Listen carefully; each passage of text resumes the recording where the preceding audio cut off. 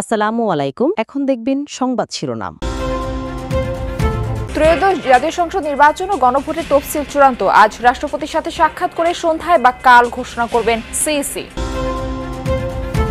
আওয়ামী লীগ আমলে সশস্ত্র বাহিনীকেও রাজনীতিকরণ করা হয়েছিল মন্তব্য তারেক রহমানের। ভারতের ইঙ্গিতে ভারপ্রাপ্ত চেয়ারম্যান আসছে না, ভাবনাটি ভুল বললেন ফখরুল।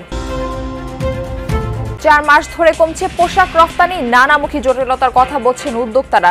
ট্যারিফ ও বৈশ্বিক চাহিদা কমায় বেড়েছে সংকট, ধারণা বিশ্লেষকদের। শরীয়তপুরে বেড়েছে ঠান্ডাজনিত রোগের প্রকোপ, আক্রান্তদের বেশিরভাগই শিশু। চাপ সামলাতে বেগ পেতে হচ্ছে চিকিৎসক নার্সদের। কুতুবদিয়া দ্বীপের সৌন্দর্যে মুগ্ধ পর্যটকরা। সরকারের উদ্যোগ আর সহযোগিতা পেলে হতে পারে সেন্ট মার্টিনের বিকল্প।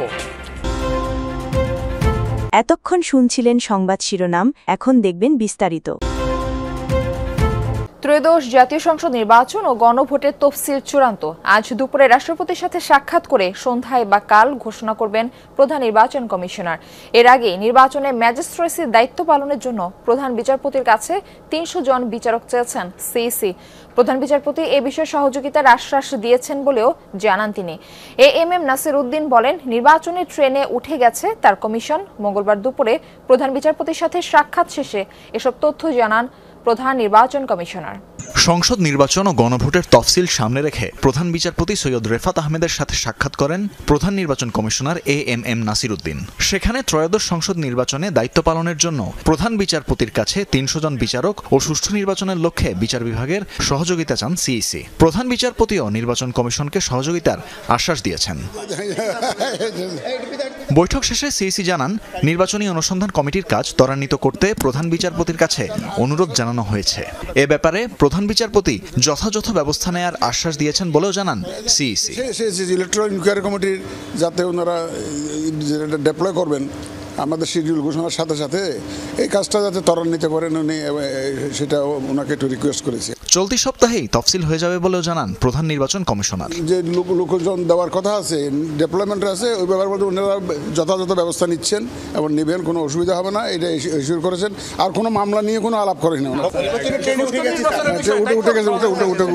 দেশ গঠনে নতুন লড়াইয়ের কথা বলছে বিএনপি। মঙ্গলবার সন্ধ্যায় গুলশানের সাবেক সেনা কর্মকর্তাদের সঙ্গে ভার্চুয়ালি বৈঠকে তারেক রহমান বলেন, আওয়ামী লীগের আমলে রাষ্ট্রীয় প্রতিষ্ঠানগুলো ধ্বংস করে রাজনীতিকরণ হয়েছে। অনুষ্ঠানে মহাসচিব মির্জা ফখরুল বলেন, শেখ হাসিনার শাসনামলে বহু সেনা কর্মকর্তাকে বিনা দোষে শাস্তি দেওয়া হয়েছে। বলেন, ভারতের ইঙ্গিতে তারেক রহমান দেশে আসছেন না, এমন ভাবনা সঠিক নয়। ক্ষমতা এলে গণতান্ত্রিক প্রতিষ্ঠান পুনর্গঠন ও জনগণের সেবায় কাজ করার অঙ্গীকার করেন বিএনপি নেতারা। অবসরপ্রাপ্ত সামরিক কর্মকর্তাদের সাথে বিএনপির বৈঠক। গুলশানে দলের চেয়ারপারসনের কার্যালয়ে আমন্ত্রিত ছিলেন শখানেক সাবেক সামরিক কর্মকর্তা।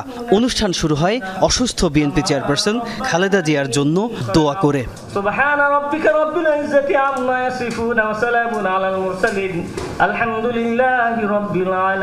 ফ্যাসিস্ট আওয়ামী লীগের আমলে নির্যাতনের শিকার হওয়ার দুঃসহ গল্প তুলে ধরেন অনেকে। ভার্চুয়ালি যোগ দিয়ে সেসব শোনেন বিএনপির ভারপ্রাপ্ত চেয়ারম্যান তারেক রহমান। আমি খুব কষ্ট পেয়েছি আজকে এখানে বসে যে আমাদের কোন একজন কর্মকর্তা বললেন, ভারতের ইঙ্গিতে আপনার আমাদের চেয়ারপারসন, অ্যাক্টিং চেয়ারপারসন সিদ্ধান্ত নিচ্ছেন। এটা কখনই ভাববেন না। বিএনপি হচ্ছে সেই দল যে সবসময় আধিপত্যবাদের বিরুদ্ধে লড়াই করেছে। গত 15-16 বছরে যেই স্বৈরাচারের বিরুদ্ধে রিটায়ার্ড হোক, সার্ভিং হোক, সব জায়গায় সাধারণ মানুষ সবাই যে আন্দোলন করেছে এবং যেই স্বৈরাচারের পতন হয়েছে, এই গত 15-16-17 বছরে আপনারা অনেকে বক্তব্য যারা রেখেছেন তাদের মধ্যে থেকে হয়েছে আমাদের ডিফেন্স, আর্মি, নেভি, এয়ারফোর্স যেটাই হোক না, এগুলোকে পলিটিসাইজ করা হয়েছে। টানা 4 মাস ধরে কমছে পোশাক রফতানি। চলতি বছর বন্ধ হয়েছে শতাধিক নেটওয়ার কারখানা। নতুনভাবে চালু হয়েছে বন্ধ হওয়া গার্মেন্টসের অর্ধেক। উদ্যোক্তারা বলছেন, গ্যাস বিদ্যুৎ সংকট, ব্যাংক খাতে জটিলতা এবং ক্রেতা প্রতিষ্ঠানের অসহযোগিতায় টিকে থাকা কঠিন। বিশ্লেষকদের ধারণা, ট্রাম্প ট্যারিফ এবং বৈশ্বিক চাহিদা কমায় বেড়েছে সংকট। পণ্য বৈচিত্র্যকরণ কিংবা ভিন্ন ভিন্ন গন্তব্য অনুসন্ধান নানামুখী পরিকল্পনা করা হলেও তৈরি হয়নি বিকল্প বাজার। পোশাক খাতে ভর করেই টিকে আছে দেশের রপ্তানি বাণিজ্য। মোট রপ্তানি আয়ের বড় অংশই ধরে রেখেছে নিটওয়্যার খাত। তবে 1 বছরের বেশি সময় ধরে চলছে সংকট। ধারাবাহিক কমছে রপ্তানি। গেল নভেম্বরে রপ্তানি হয় $161 কোটি পণ্য। গেল বছরের একই সময়ে রপ্তানির পরিমাণ ছিল $173 কোটি, অর্থাৎ রপ্তানি কমেছে প্রায় 7%। ধারাবাহিক কমছে নিটওয়্যার পণ্য উৎপাদন, বন্ধ হচ্ছে কারখানাও। নিটওয়্যার পণ্য উৎপাদকদের সংগঠন বিকেএমই এর তথ্য, চলতি বছরের নভেম্বর পর্যন্ত বন্ধ হয়েছে শতাধিক কারখানা। এ সময় নতুন করে চালু কারখানার সংখ্যা 63। শুধু চলতি বছরই নয়, আগের 3 বছরেও বন্ধ হয়েছে 2 শতাধিক কারখানা। আমাদের এই বছর গিয়া 100-র উপরে ফ্যাক্টরি বন্ধ হয়ে গেছে এই 2025 সালে। আর এর আগের 3 বছরে 225টা ফ্যাক্টরি বন্ধ হয়েছে। গ্যাস বিদ্যুৎ সংকট, ব্যাংকিং খাতের চরম সংকট। ব্যাংকিং খাতে নানা অজুহাতে আবার আমদানি রপ্তানি কার্যক্রম বন্ধ করে দিচ্ছে যখন তখন। বায়ার আনইথিক্যালি আবার গুডস নিয়ে যাচ্ছে, পেমেন্ট দিচ্ছে না, এরকম কাহিনীও আছে। এই কারণে অনেক ফ্যাক্টরি বন্ধ হচ্ছে। কারখানার উৎপাদন বন্ধের ফলে বেড়েছে বেকারত্ব। চাকরি পেলেও মিলছে না কাঙ্ক্ষিত বেতন। চাকরি হারানোদের পাওনা পরিশোধও হচ্ছে গড়িমসি। শরীয়তপুরে বেড়েছে ঠান্ডাজনিত রোগের প্রকোপ। আক্রান্তদের বেশিরভাগই শিশু। সদর হাসপাতালের শিশু ওয়ার্ডে শয্যা সংকটে বারান্দায় রেখে চিকিৎসা দেওয়া হচ্ছে রোগীদের। বাড়তি চাপ সামাল দিতে হিমশিম অবস্থা চিকিৎসক ও নার্সদের। ব্যাহত হচ্ছে চিকিৎসা সেবা, ফলে নানা সমস্যায় পড়ছেন হাসপাতালের রোগী ও ডাক্তাররা। শরীয়তপুর সদর হাসপাতালের বহির্বিভাগে শীতের শুরু থেকেই এমন চিত্র।